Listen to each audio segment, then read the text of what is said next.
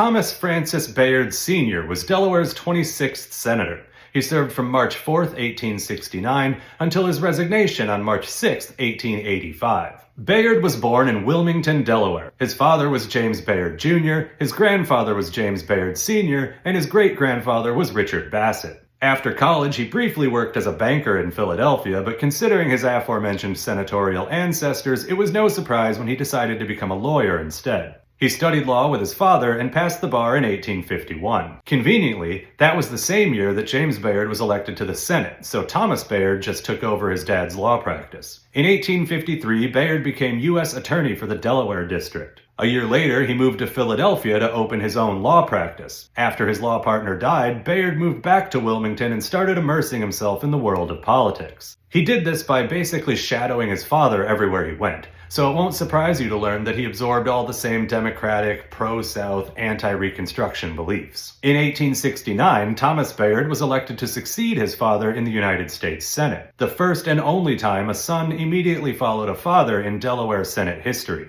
One of his most notable contributions during his time in the Senate was that he was a member of the Electoral Commission in 1877 that decided the result of the contested 1876 presidential election. That would be the compromise where Republicans got the White House for 4 years for Rutherford B. Hayes, and in exchange the Democrats got the federal government to withdraw from enforcing Reconstruction in the South, which allowed the states to make their own rules regarding their black population. And we all know how well that went.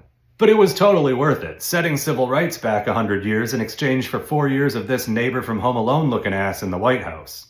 Anyway, Bayard was re-elected in 1875 and in 1881. At the same time, he also wanted to be president, but failed to win the Democratic nomination in 1876, 1880, and 1884. But in that last one, the Democrat who beat him, Grover Cleveland, actually won the presidential election. So in 1885, he made Bayard his Secretary of State. Bayard did that until 1889 when new President Benjamin Harrison took over. Bayard returned to Wilmington, but 4 years later, Cleveland won the presidency again, and he again gave Bayard a new job. This time, he appointed him ambassador to the UK. Bayard did that for all 4 years of Cleveland's second term and then retired for good. He died a year later while visiting his daughter in Massachusetts. His son, Thomas F. Bayard Jr., would go on to become a senator. And also, for some reason, there's a mountain in Alaska named after him.